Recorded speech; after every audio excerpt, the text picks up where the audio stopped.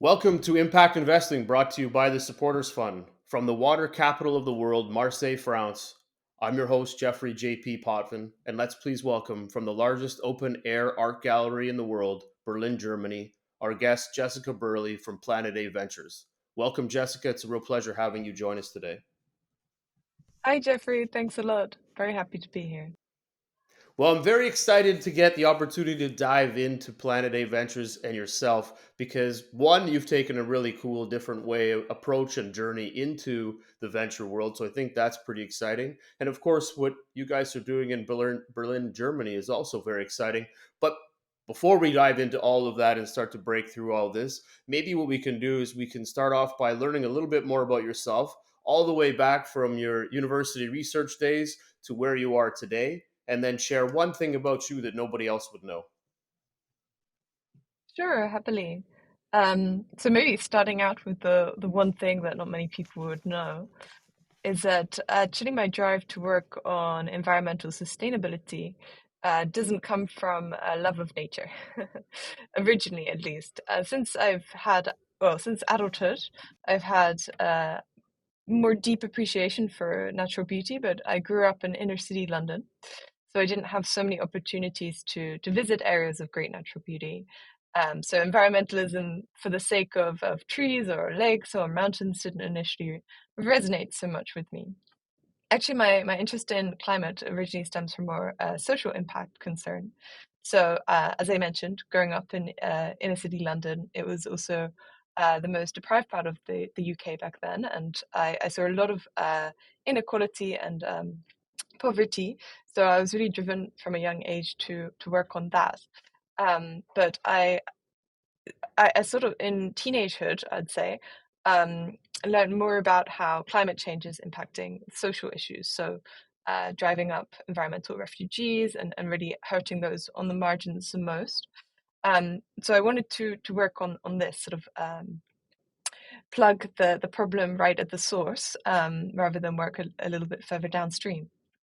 And at the time that I was looking into it, countries were really breaking all of their commitments to climate, and companies were not incentivized in any way to make any change. So there wasn't so much in this space, and also weren't many courses directly focused on climate change.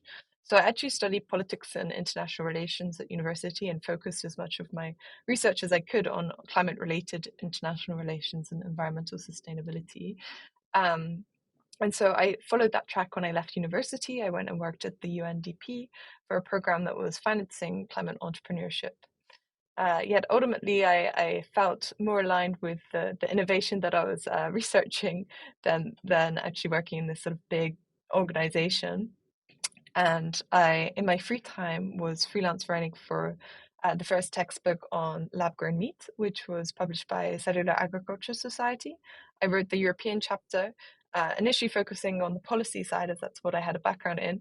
But I, through this, got increasingly excited by the market and by the potential of one technology to completely alter an entire market. I mean, this is also quite a few years ago. So it was a time when there was a lot pegged on cellular agriculture to sort of solve our farming issues with the environment. And so I followed that passion, and I moved to Berlin and joined a startup in circular economy.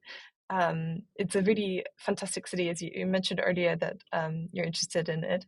Uh, the self-starter scene here is very strong. Seems like almost every other person is working on something, and it's incredibly vibrant in that sense.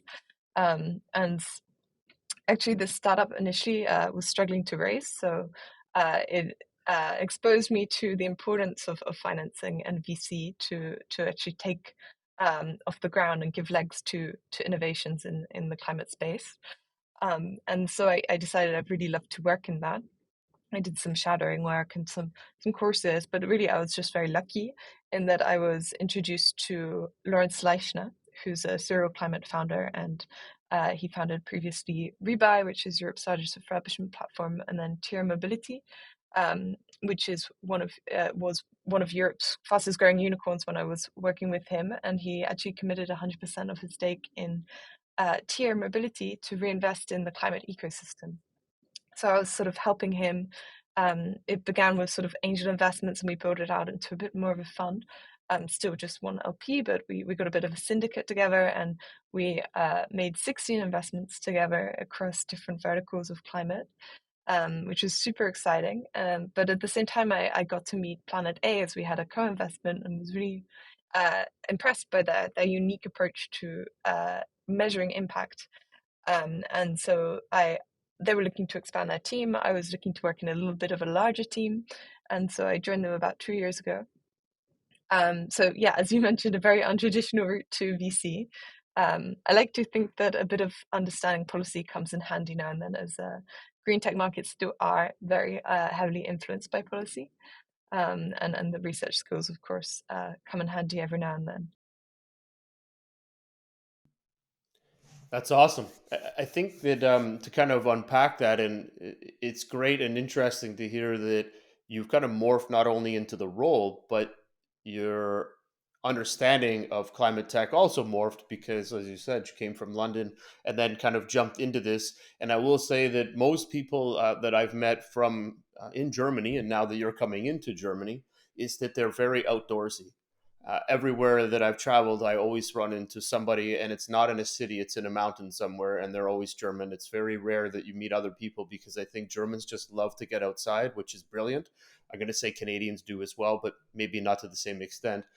So it's pretty cool that you've kind of morphed into all of these, and of course now to where you are today. So if you take and go back a little bit from the research side, I think that this probably has made a big difference in your ability to look at the investment field, is that a lot of investments does come from deep research and understanding of markets and understanding of where these businesses would fit. How much do you think that that's kind of played in your ability to work in this space? Obviously later on you drove into governance and you got into areas that probably would help exemplify your skills, but research is a pretty big, daunting task when it comes to investigating if this company has the ability to be a player or they're not going to make it. How much do you feel the weight has been put on that ability that you've built to support where you're going today? A great question. Yeah, I think research is really critical to looking into companies more generally speaking. There are, of course, other parts, interpersonal connections with the founder to also convince them and to better understand whether they have the drive that will lead them through, especially in early stages. Um, but really, in Planet A, research is a large part of what we do, and we have our own science team actually in house, which I'm sure we'll touch on a bit later, who are helping us with that side of it. Um, but also we of course do it in the investment team as well, and in fact we've divided the team so that we can dive really deep into topics. We've divided the team into different sectors, so I'm focused on energy and transport as well as a few other data topics. But in a sense, what that means is I go very, very deep because I'm one able to like have that focus, have that time to focus on those sectors and do that extra research, but also because my job is to meet the front runners of the industry, and they're often making innovations that you can't research because they don't yet exist. And so really getting to speak to them every day is one of the best ways to research, as you learn so much from drawing on their expertise. So it's kind of interesting the way you stage that because you're meeting with these front runners, which are going to be government policy makers, changers, breakers, all of those kind of things that are aligning in the space that you're going after.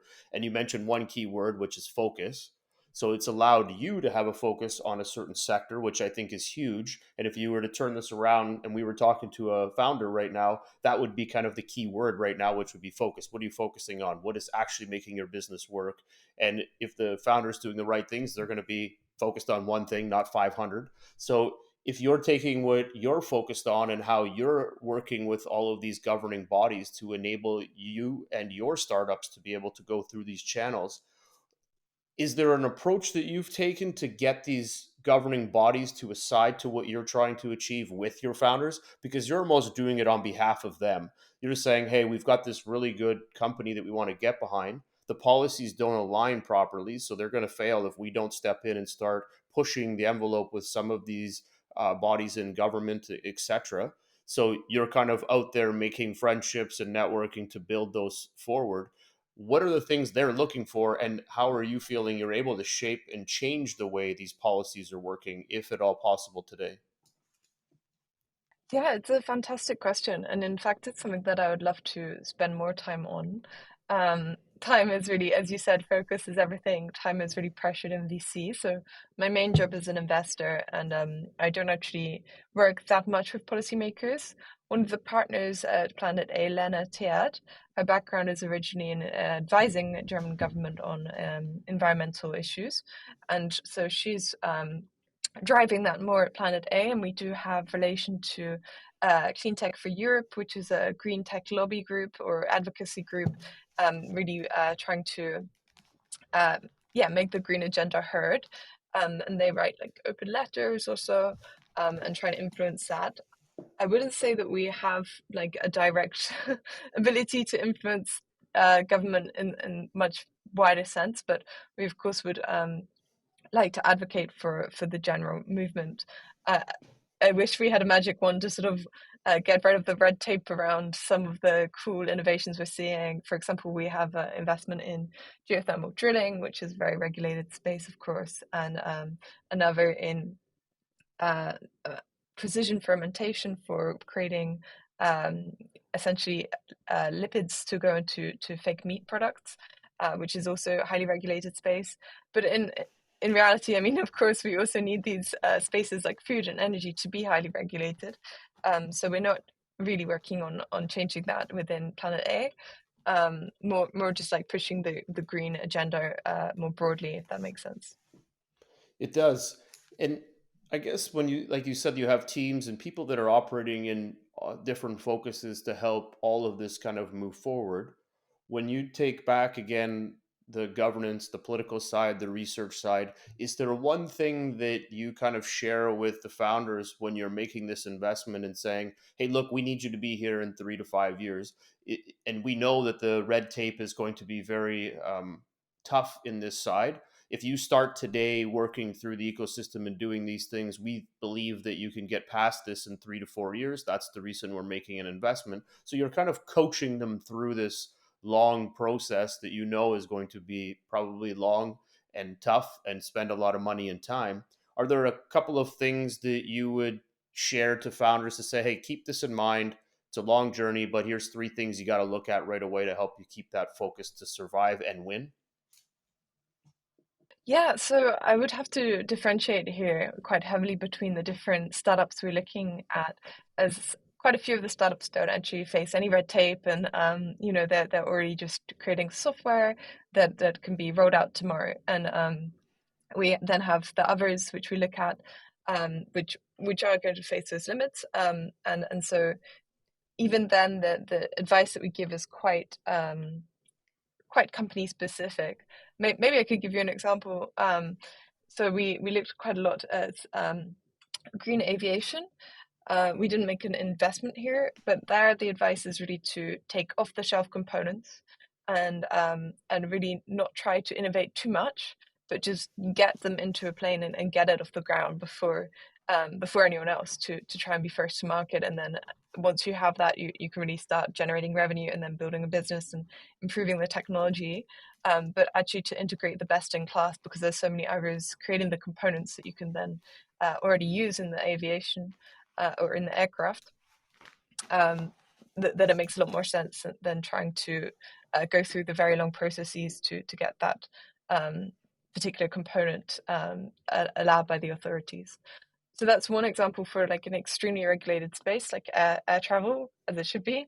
Um, but I would say the majority of our companies actually don't face very strong barriers, and in fact, we often avoid companies that do face like very long regulatory timelines because um, we are a traditional VC fund, so we have a 10+2 timeline, and so we need to see exit in that time, and so of course revenues need to be generated relatively early on. So we're limited in that sense. What's nice and maybe a little bit unusual about Planet A is that we're not limited in terms of our LPA around hardware. We are able to do a significant part of the fund in either pure hardware or hybrid, so that's software with hardware. And we're also looking a lot at deep tech investments, which puts us, I think, a little bit differentiated from quite a few other VCs traditionally. No, that's awesome. And when you're looking at, and you mentioned before you worked with a circular based startup as well, so you've carried that experience into what you're looking for and the types of investments you're going after today. Is there also an underlying view when you're looking at a startup to say company A is going to disrupt this space, which means these big players are going to end up losing revenue, which means they might come out harder and try and cause mayhem against the startup. Nobody wants to lose revenue. They may create different restrictions. Take Airbnb as an example. Every city's now pushing back against it because the cities are losing money. And the city isn't going to lose money and let someone come in and eat their lunch when they can't pay their bills and they're in massive debt already. So they're going to start to push back, and they have the power to push back versus the power that, say, Airbnb does. So do you kind of look at the same when you're looking at these closed circular economies, and you're saying, look, you're going to be disrupting this so much that you're eating up a big chunk of pies. So here's the best way to kind of approach this. Because at the end of the day, everybody has to make their money. You can't just, clean out $1 billion company tomorrow because you came up with a better way to make money over here. And you're just kind of moving that money train around. So, is there other ways that create value that you can say to these startups when you're going into this environment and saying, hey, look, you're building something that's cool here, but if you take this approach, you'll be able to get into market without them attacking you. There might be a way to get them to invest, like whatever those logical pieces are there things that you guys look into at Planet A and bake into your model? It's a super interesting one. So I would say, first of all, very few startups that I look at are really trying to completely displace incumbents. I don't look at circular economy startups personally anymore, but majority of the plays here are actually enabling the consumer goods companies to capture more revenue, right? Um, there's going to be always a secondary market for their product, so why shouldn't they own it and then get that margin themselves? And I think that there's a comparable sort of trend playing out across different industries where a lot of startups are working with these big corporates or with these big incumbents to improve them. Both through sort of Optimal, for example, advises one of our portfolio companies advises real estate managers on how to retrofit um, their housing so that they don't have huge stranded assets because the new regulations coming in mean that if you haven't got a certain level of energy efficiency, your building is no longer rentable or has huge penalties all the time. This sort of thing. And I think in general, there's a writing on the wall that they do need to change. And that's why we see even companies that are purely based on something that's anti-environmental, like oil and gas. They're all trying to diversify. In fact, they're also making investments into green tech. And I think it's really rare that I see a case that's like very much trying to displace all incumbents. I think more often it's trying to sell to the incumbents or trying to change the incumbents. And I also believe, and I think it's something that is often not talked about in the green space, but that a lot of the skills that we have in the incumbent industries, such as oil and gas, are going to be critical to the green transition. So if you, for example, take GA Drilling, one of our portfolio companies, which is doing deep geothermal drilling with these supercritical drills so that they can get through the earth crust and get to geothermal energy in almost all parts of the world. They actually have on their website even that they desperately need people with a background in oil and gas because they're the ones who have that kind of operational know-how to run these projects. So I'm not sure if that directly answers your question, but effectively, I think that it's more collaborative than us sort of recommending them how to take over the world, let's say. No, that's a brilliant way of phrasing it, because you're literally saying that in order for you to be successful, and to the part they put on the website is, we need people that have been doing this for 10, 20, 30 years, and we're only going to get them if we start to reach out to them and look for them to support what we're trying to achieve, because more hands make less work. Now, they may not look at it that way, and they may think that you're literally trying to steal ideas or poach top talent, but really that talent is what's going to shift it. And I think it goes back to the paper that you originally created around and structured around the meatless products. It's the same kind of idea that when that was first put together, it was probably a hope and a dream that this could be something that would compete one day against the regular meat industry. And today it's almost part and parcel supporting each other because everybody still wants meat, but they're now also okay with cutting out one or two pieces to have this meatless environment, which, maybe 10, 20 years ago, that would have been unheard of. So it's starting to generate value that says, hey, we can have both of these operate together, allow people to have choices. And, if you're going to build a company, find the people that carry enough industry knowledge, even if it's not comparable or 100% comparable or exact, they're going to bring a lot of value to you to help you grow your business. And I think there's a lot to be said about how you work with these incumbents to get value from that to support your growth of your company. If you take kind of now where you're positioned and what you've done inside of the fund and how you got there, it doesn't seem that far fetched. Like I think originally when you make it not yourself, but when you talk to the story, it makes it sound like, hey, I just randomly fell into this great venture world. But it kind of sounds more like positionally, as you matured through business, you just rightfully went from being in research, writing papers in new innovative areas, and it just kind of landed you into the next position where you got in with someone that was doing investments, that had a big interest in this climate space, and you kept shifting and growing and maturing in this space to get to where you are today. Is there any recommendations you would give on what you've learned so far in the space that says, if you have an interest to do exactly what you're doing, this is the better way to go? I think from a schooling and from all the things you've done, it just aligns perfectly to what you're doing today. And maybe I'm wrong. Maybe you could say, you know what, I still need a PhD or I'm never going to be successful as a venture firm. But is there something or a few things that you would recommend to others that are heavily interested in shifting into this space that you're currently in? Yeah, I think you actually already said it and hit the nail on the head. You've really, I mean, if I could be in the place to give anyone advice, it would be to follow what you're best at and what you enjoy, and that's usually it goes hand in hand. And that there isn't that there is a traditional route into VC, of course, but that this is increasingly, especially for climate VC, not the typical way, especially in climate VC, I say, because we actually need a lot more people with science backgrounds and PhDs, as you mentioned. But then we also need on the platform side more people with communications background and able to support our founders with explaining these quite complex ideas to the wider public and to policymakers um, and all sorts of different skills that are needed in VC and perspectives, of course. So I wouldn't, yeah, I wouldn't be able to give a sort of uh, list of skills or check boxes that anyone should try and get if they want to work in this space. But maybe also to flag that I don't think VC is necessarily the only, let alone most impactful job that one can have in climate, and actually being on the ground and operating and supporting climate startups or scale ups is also extremely fulfilling. And I think also a great way into VC in the later stages, as I think it brings a lot more credibility when you're talking to a founder if you've actually worked somehow in or founded your own startup.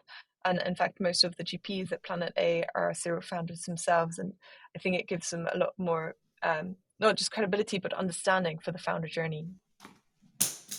It totally does. Is there I'll share a quick story because I find that this kind of part and parcel to your journey, but also to potentially others.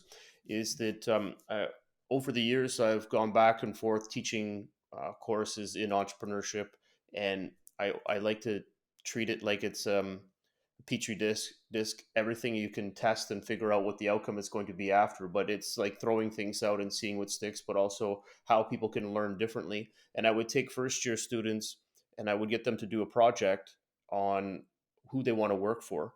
And those first year students would come back with a project that would be, I can't work for these companies because they don't have ESG, they don't have all of these requirements that fit this personal development that they've been taught over the last 10, 15 years of being in the education system. So they come back and say that I can only work for this company because they only are ethically hiring, et cetera, et cetera. They do all of these checklists. And then I would do the same thing for fourth year students. And these are university and college. And the fourth year students have taken a whole different approach. They literally have looked at life the same way, but now they say, I work for these guys because they pay the most money, and I don't care about all of these other things. So, taking this learning, do you find that the influence of society is impacting the way investors want to invest in climate or the way businesses want to operate and work within climate because of the financial value that's coming to this? If I want to work with someone that is completely sustainable, it may not work because there might not be the dollars in the industry. I know you're starting to see more happen in the climate space, but if it can't be competitive and there isn't enough dollars, are you losing talent because people are going towards where the money is? And they're shifting their principles because they need to survive. So I know this is a loaded question. How do you feel that this is shifting your mindset now that you're an investor, taking that you came from the same style of university years back, that you probably came in and wanting ESG, wanting all these things, and then today that may have shifted. And is it following the money and not following the ethics side of saving the world? It's such a multifaceted question there. There's a lot to unpack, but maybe to touch on one part of it. First of all, I really do see it's so much more talent wanting to work in climate, and I think that is quite a driving force actually for companies to want to change to be more green. But then I also see that one of the most powerful ways to have impact is to change the company that you're proud of and to actually join it, but then trying from the inside to have some influence there with your own values. And it gives me great hope to see that the at least from the different interview and polls out there, that young people are so motivated to take sacrifices also on salary and so on, in order to work in something more impactful. And that is really driving, I think, also a lot of the shift of big companies towards taking more care on sustainability and diversity and other impact metrics. Um, there's many more things I can comment on. Did that sort of give some answer, or is there something else that you'd like to unpack a bit more?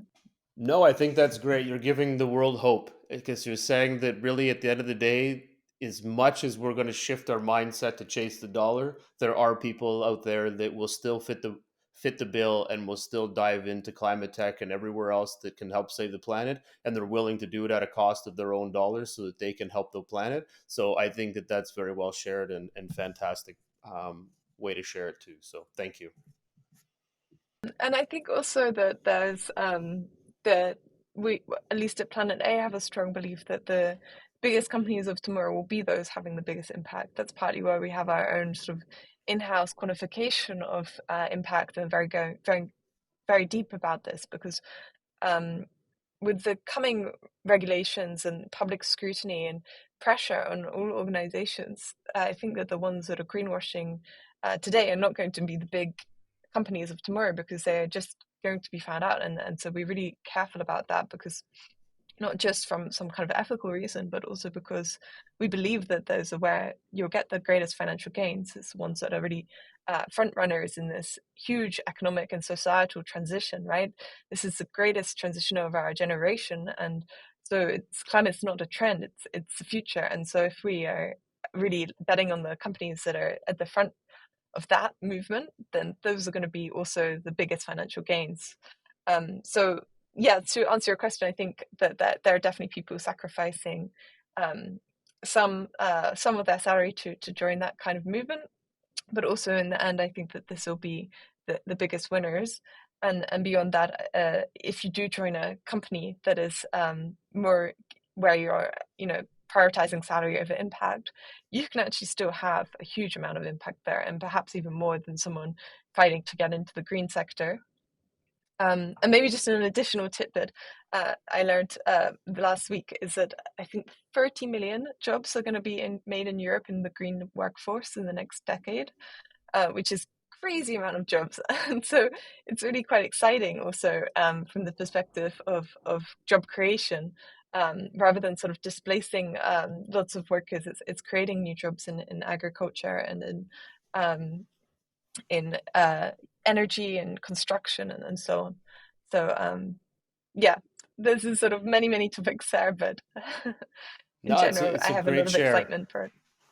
I love it. It's a very good share, and I think the optimistic side is that hopefully, just as innovation has changed the way everybody works and operates, from AI all the way to machinery, that as these changes are being done in the climate tech or green tech space, you're going to see that shift happening dramatically to create new jobs because you're going to have different forms of governance, securities, product formation. Everything that you're going to be doing has to change in order to enable all of this. So you're very correct. I would think that there's 30 million or 300 million. There's going to be a lot of jobs that created because of this new shift.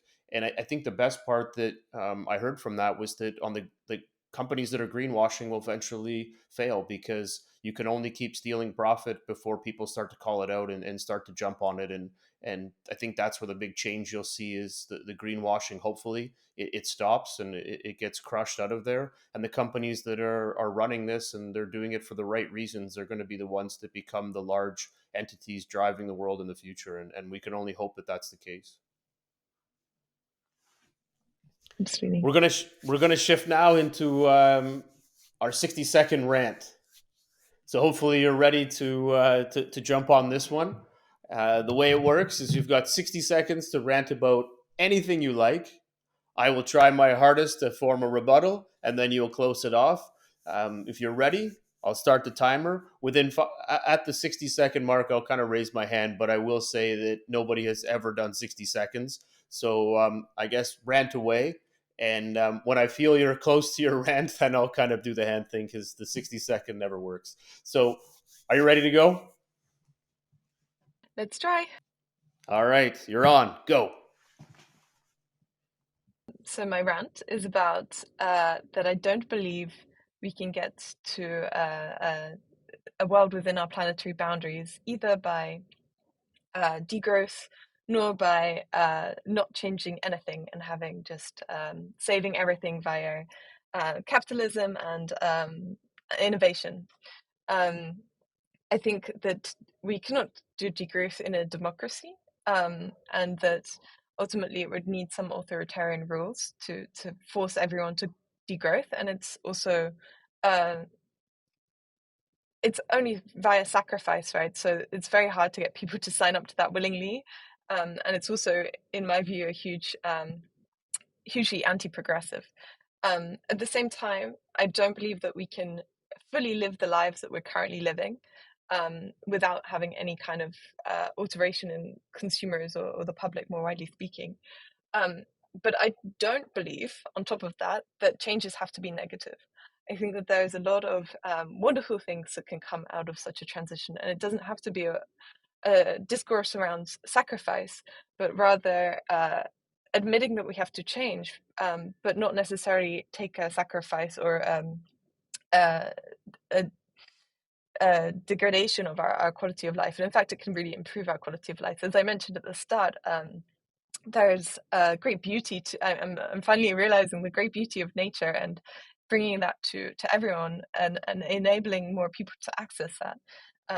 Such as in Zurich, you can swim in the middle of the city in the lake in the river, and of course you cannot do that in London or any other city that I know of. That's one example, but also just having fresh air in the middle of the city because you don't have the fumes, or having access to healthy food that was grown locally and is nutritious. I mean, there's also huge health crises that are happening because of over farming our lands, and these are also impacting the lives of all of us. And so I think that I'm out of examples right now, but there are many examples of ways that we can change our lives in a positive way. I love it. Now, my counter to this, which is I think it sounds plausible, sounds great. I love it. But are you not working yourself out of a job? So, venture capitalists, their goal is all about capital. It's not about changing and making things green. It doesn't pay the bills. So, how do you balance these two out? because at the end of the day, again, you're 100% correct that the world needs to go and make a shift into a positive outcome that will benefit everybody, so that it's not just about capitalism, but on the other side of it, it's capitalism. And we've all learned, and I'm going to say it's the American way, it's capitalism at its finest. And the rest of the world is trying to catch up to the American way always, and has been for hundreds of years. So now, how do you make that shift and say that this is a better way of living? What is the case study that shows that this is a better way of living versus working hard, chasing capitalism, and living with the outcome, which is maybe the disasters that are everywhere because we just don't take time to really think through a process?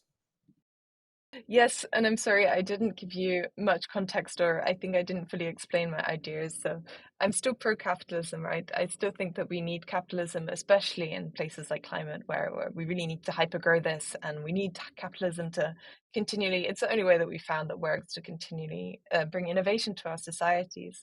But what I wanted to say was that the idea that we could somehow completely innovate our ways out of this while driving around SUVs and just continually to live the exact same lives that we do, eating steak every meal, is it's just not realistic. And um, I think that there's benefits also of changing. And I I think you touched on a much larger point, which is also why I'm not pro this kind of community of people that are degrowth, which is that there's a huge development gap in the world, and we need a lot of growth to propel those people to, or countries, communities, however you want to call it, the majority of the world to get to a better living standard, get education, get health, and that's really a priority over green. But I don't have a solution, I'm afraid. I haven't figured out how to save the world on that kind of a scale, but I think it's that there must be a way that we get capitalism to work while internalizing the externalities, which is so freely sort of externalized for the last however many centuries. We need to create a capitalism that internalizes environmental impacts, but capitalism is the only way to do this, in my opinion, at least. And I see the criticisms that come from the degrowth movement, and I think that it's always good to have a critical eye on the systems that we're involved with. But I cannot see any other way. Although I also don't have a solution for it all, I'm afraid. Well, we've got time to think of a solution, so you can work on that next paper. But I think you're onto something for sure. There is a shift that has to happen, and maybe the only way this shift will occur is that COVID created higher levels of greed and demand. Maybe a recession can finally create a shift in change of balance, so that more people can work together to benefit and grow and reduce the consumption of "I need everything," and work off being minimalist. And maybe there's a way that it will balance itself out in time. And that only takes others to make that movement, and other people to kind of follow behind the ideals that if I have less and I'm still able to prosper and live and have a great family, then maybe everybody else will want the same thing instead of overconsumption. You can only need so many boats and everything else in your life. So maybe there is a way that it somehow comes through wherever that is. But we'll look for your white paper over the next couple of years, because it would be fascinating to see how this is going to unfold. Yes, I'll get working. I love it. I love it. All right, we're going to jump into some rapid fire questions. All right, so you're Okay, going to pick one or the other from the investment perspective. Ready to roll? let's go. All Ready right, as ever. perfect. Uh, from an investment perspective, would you be investing in a founder or co founder? Co-founders. Okay. Unicorn or a 4-year 10x exit? Unicorn. Do you prefer tech or CPG? Tech. NFTs or Web 3.0? Uh, Neither. Fair. Okay. AI or blockchain? AI. First time founder or a second, third time founder? A second, third. Okay. First money in or Series A? First money in. Angel or VC? VC. Board seat or observer? Board seat. Safe or convertible note? Safe. Lead or follow? But preferably priced. Fair. Yep. Lead. Okay. Favorite part of investing? The founders. Number of companies invested per year? 8. Perfect. Verticals of focus? Energy and transport for me, but not speaking for Planet A for any of these points. Okay. 2 qualities a startup needs in order to stand out to you?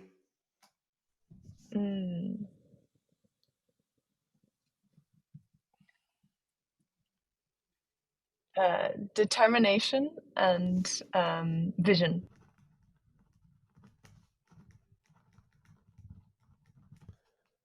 I like it.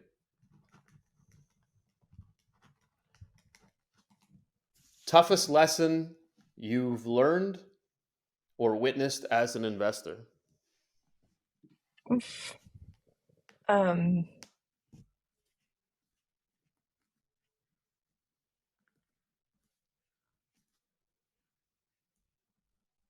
um, it's very hard to give a one-word answer to this one, but Oh, you can make it a let's say sentence. You don't have to make it one word. You can elaborate on this one. This is an elaboration question. well, investing during the times of macroeconomic turbulence. I suppose the idea is yeah, to avoid hypes, I suppose. To be aware of always the macroeconomic conditions and how that might impact earlier stage in private markets.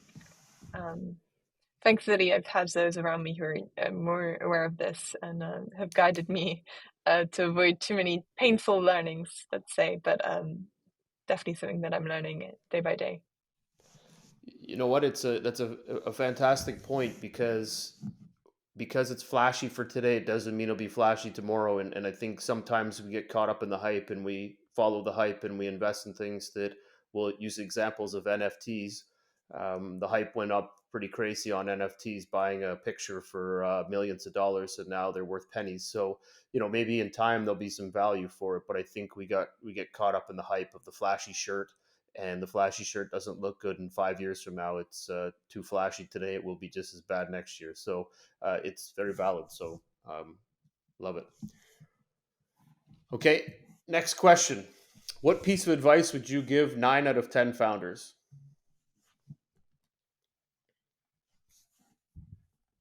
Mm, choose your co-founder wisely. Isn't that the truth? Good question. Or good answer, sorry. I guess it could be a good question too, but yeah, great answer. Do you have a philosophy or rules that you stand behind? Um, do I have a philosophy for an investment? Yes, definitely. We're really looking for huge upside potential and really focused, especially at early stages, on founder excellency and yeah, I'll leave it at that. I could probably go on for 2 hours on this topic, but let's leave it high level. Fair. Founder excellency is a good start. Who is your mentor and why? My mentor is probably my boss, just because, well, not just because I find them incredibly inspiring and I get to learn from them every day. Yeah. Perfect. What is your biggest fear or phobia in the business startup ecosystem?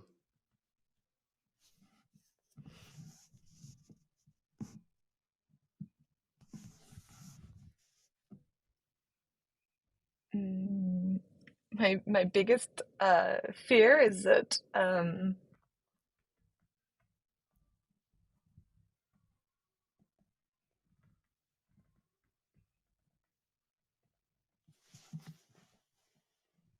A hard one.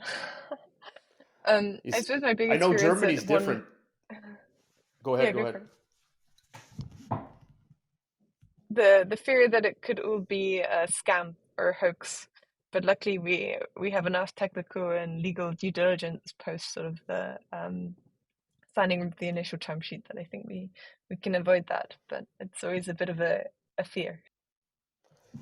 It's interesting because that's the direction I was going to go. I know Germany sets up it completely different when it comes to investing in companies in Germany, and they have a lot more rigorous process because of that same reason for the fear of scams. And the rest of the world should take and learn from how Germany does it. But a lot of the times, it's almost like it's its own island, but it is very secure around that side. And the rest of the world has a lot of scams going on every day. So I would say that Germany's probably done a better job at vetting through those, but I'm sure there's lots that still get through the cracks. So it is 100% I can see as always being a fear, and a lot of investors share that as well. Interesting that it's a German focus, but I definitely see that very secure, very focused on security. I love it. Okay, we're going to go into the next side. Personal questions. Same, pick one or the other. Most famous person that pops in your mind.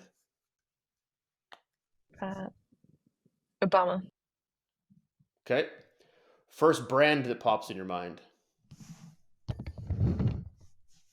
Planet A Ventures, Oh, nice, nice. You'll be the first one that's had their own brand pop in their mind. That's good. Book or movie?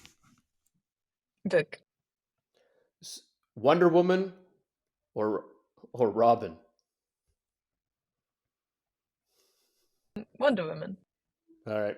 I probably didn't think that one out clear enough, but either way, fortune cookie or birthday cake? mm, birthday cake, 5 minutes with Bezos or Oprah?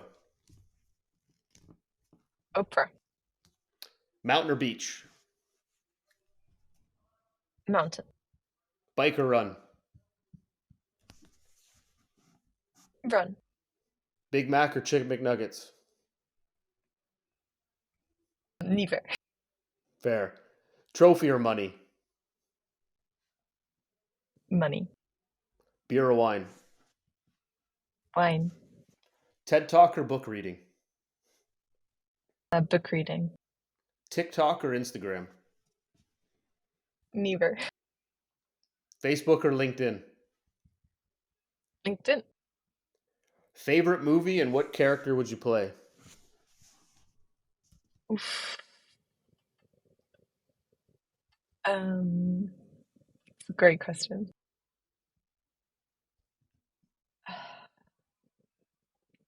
Can I pass? You can. You It's can. hard. Favorite book?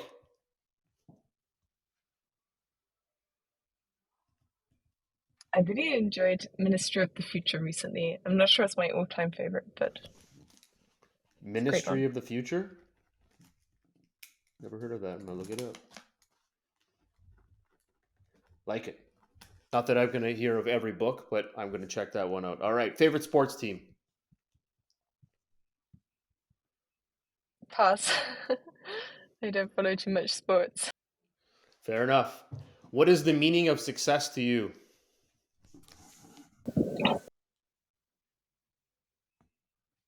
For me personally, I think it's more of an enablement role, so enabling others to uh, get to their best and have a huge impact, and thereby sort of accelerate um, impact at a higher level, I suppose, or maybe more backseat level. Love it. What is your superpower? Fast learning, I would say. Well, I think you tie that together with helping enables others to be successful in the areas they're in. I think it's pretty powerful. So I want to say, Jessica, it's been a real pleasure getting the opportunity to chat with you today. I took a ton of notes. There's lots of great material you've shared today. Thank you very much for that. And the way we like to end our show is we like to give you the last word. So anything that you want to share to the investors or to the startup community, I turn it over to you. Please share how people can get a hold of you. But thank you very much for sharing today. Thank you so much for having me, Jeffrey. It's been a pleasure. Um, you can reach me at my LinkedIn. I'm open to inbound. Maybe just write a note so I know who you are. Always very, very happy to meet others in the climate space, particularly any innovators. I love it. Well, thank you very much again for joining us today. Thank you, Jeffrey. Okay, that was a great conversation with Jessica, and we kind of dived into a bunch of different sectors. But I think what was really key to where and how she is where she is today is that the research background from the schooling and working within that other venture firm, making the investments, and then moving into the new firm where she's operating. I think that Planet A really helped shift where she was going, and each step of the way kind of was that next growth in phase in her career. And I think she shared some really good information around the things that they're looking for from founders that are accelerating, having more background in the sciences and the PhD side for getting into venture space. Markets that have secondary markets for products that can really help founders explode and kind of merge into these new spaces. They're innovating, but they're not creating much red tape. They're able to get in and make changes and move forward. And I think overall, it just seemed like a really good approach to how they're making their investments in the climate tech space. And they've got some really good direction on how they help and support founders. So I think overall, great conversation. Thank you very much, Jessica, and thank everybody for joining us today. If you've enjoyed the conversation, please feel free to share it with your friends, subscribe to our YouTube channel, or follow us on Spotify, Amazon, or Apple. Feel free to share an audio or video clip around our show, and we may include it in one of our future podcasts. You can find us on all social platforms, including LinkedIn at Supporters Fund. Your support and comments are truly appreciated. Please visit us at supportersfund.com or startup events at openpeoplenetwork.com. Thank you and have a fantastic day.